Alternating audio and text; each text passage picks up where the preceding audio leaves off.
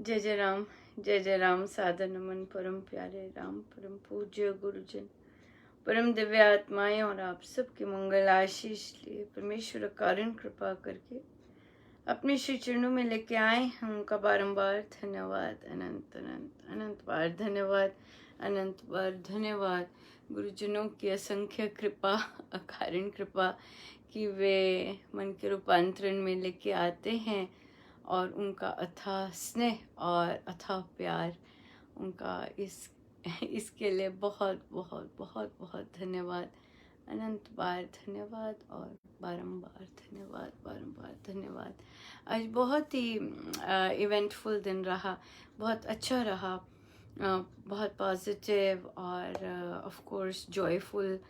आज हमारा रामोपासना स्थित प्रज्ञ के लक्षण पर बेस्ड होता है और उसमें हम लोग कार्यों में विशेषकर फोकस रहते हैं और एक दूसरे के एक्सपीरियंसेस से शेयर कर कर ग्रो करते हैं। और एक हमारा आज बुक क्लब भी रहा। बच्चों का समय डामाडोल हो रहा था, किसी को जाना था तो आज एक बुक क्लब भी लगा उसमें। बच्चों से आरंभ होके फिर चलते हैं स्थित जो बड़ों के साथ हमारा स्थित प्रज्ञ का चर्चा हुई और फिर हम चलेंगे ग्रंथ पर। बच्चे अपनी संस्कृति से गाढ़ प्रेम होना, ये पुस्तक के बिल्कुल आखिरी छोर में पहुंच गए हैं। और तो बच्चों से पूछा कि क्यों आवश्यक है अपनी संस्कृति से गाढ़ प्रेम होना, क्यों ज़रूरी है अपनी संस्कृति में से के बारे में पता होना। तो कईयों ने कहा कि हमें अपने माता पिता, हमें अपने पूर्वजों के बारे में पता लग सकता है, बच्चे बाहर के, कि वो कहाँ से आए हैं और किस तरह का थॉट प्रोसेस या किस तरह की चीज़ें वे बिलीव करते हैं। बहुत अच्छा लगा ये जानकर।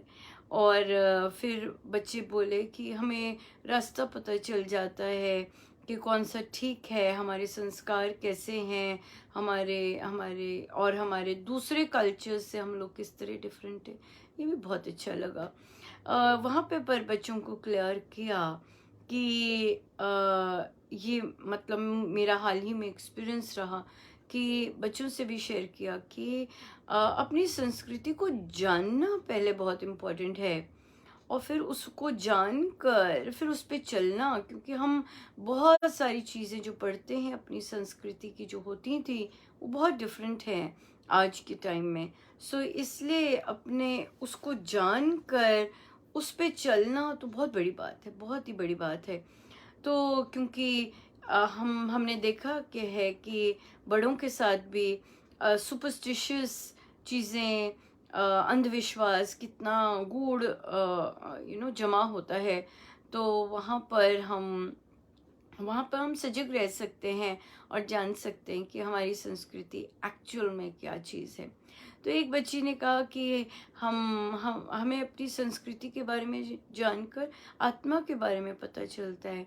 तो यहाँ पर भी बहुत सुंदर चर्चा हुई कि बिल्कुल सही बात है कि जब पता तो हो ना कि हमारी संस्कृति किस पे बेस्ड है, परमेश्वर पे कैसे विश्वास रखती है, हमारी संस्कृति धर्म पर कितनी बहुत जोर की, कितनी उसकी फाउंडेशन ही वही है।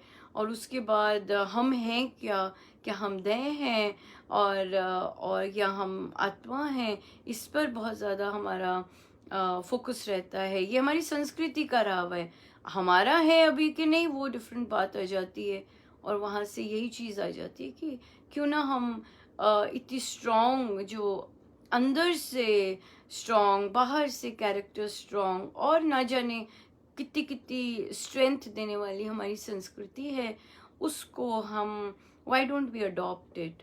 उसकी चीज़ें अभी क्यों नहीं हम, जो हमें अच्छी लगे वो हम उसको फॉलो करना शुरू कर दें।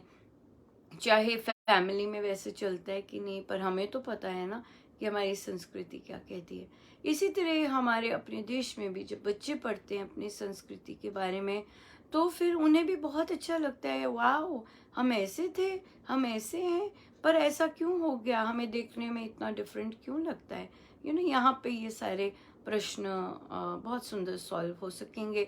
और फिर हम कर्मों के बारे में जानते हैं, अपनी संस्कृति से अपने एक्शंस के बारे में जानते हैं और फिर उस पर फॉलो कर सकेंगे। बहुत सुंदर चर्चा रही, बहुत ही प्यारी।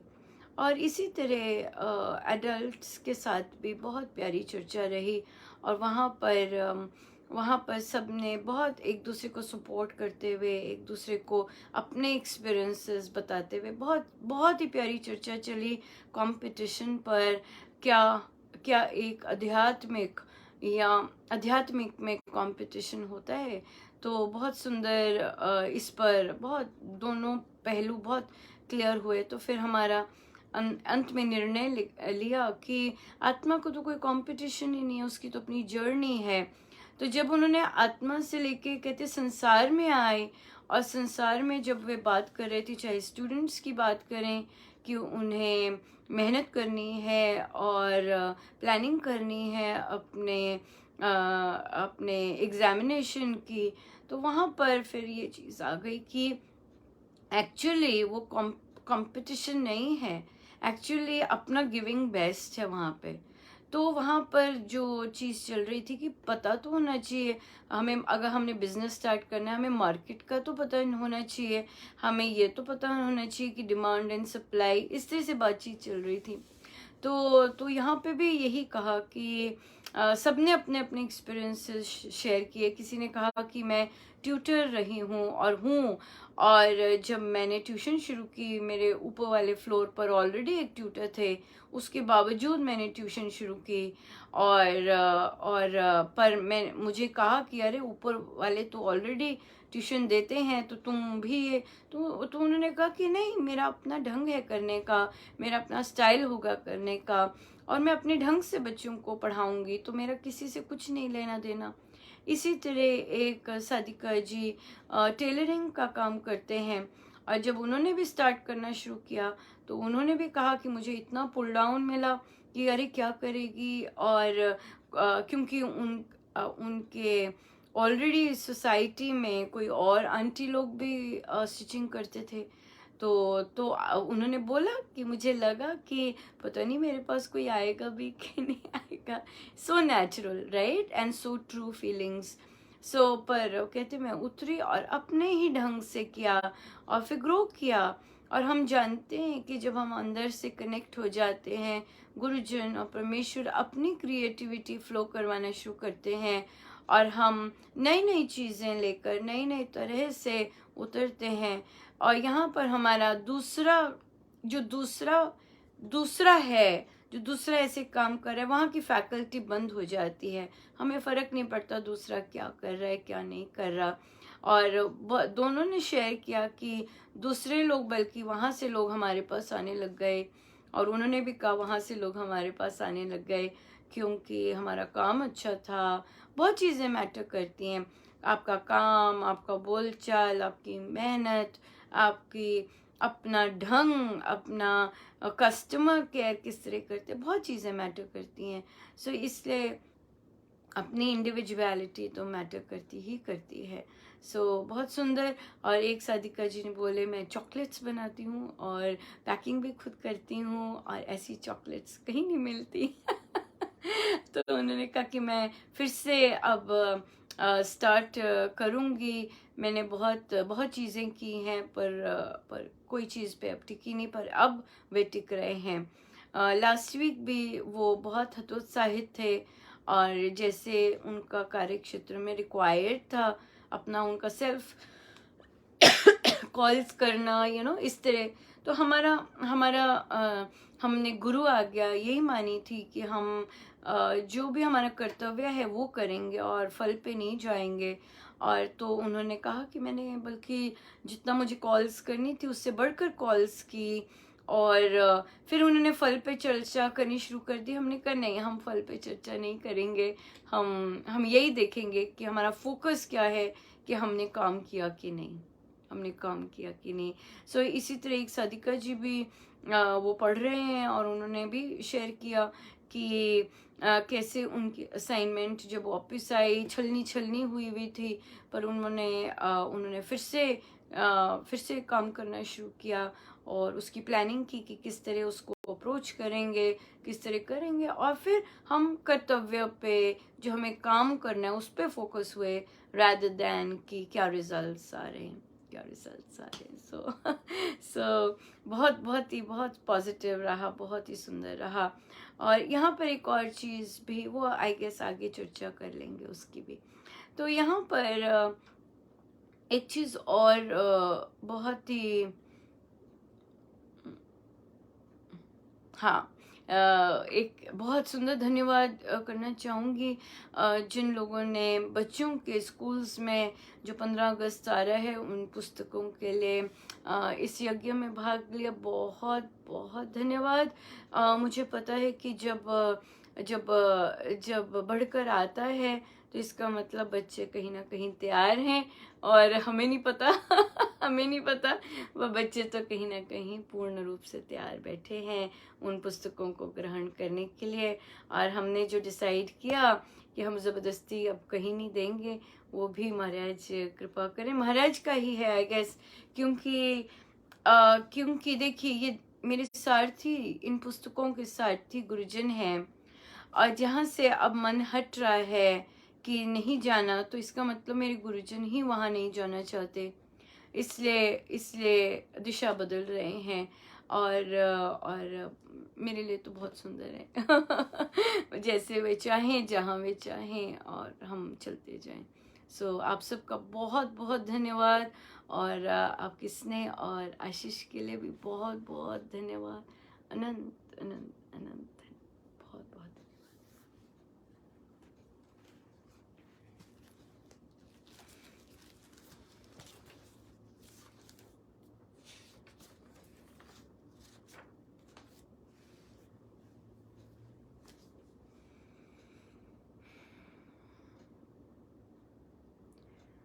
जहाँ ले चलोगे वहीं मैं चलूँगा, जहाँ नात रख लोगे वहीं मैं रहूँगा, जहाँ ले चलोगे वहीं मैं चलूँगा। ये जीवन समर्पित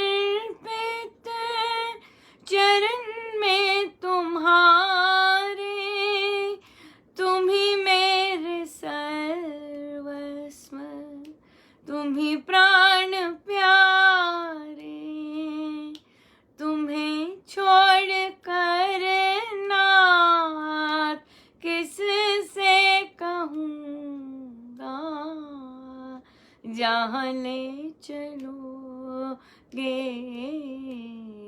वहीं मैं चलूँगा, जहाँ नाथ रख लोगे वहीं मैं रहूँगा, जहाँ ले चलोगे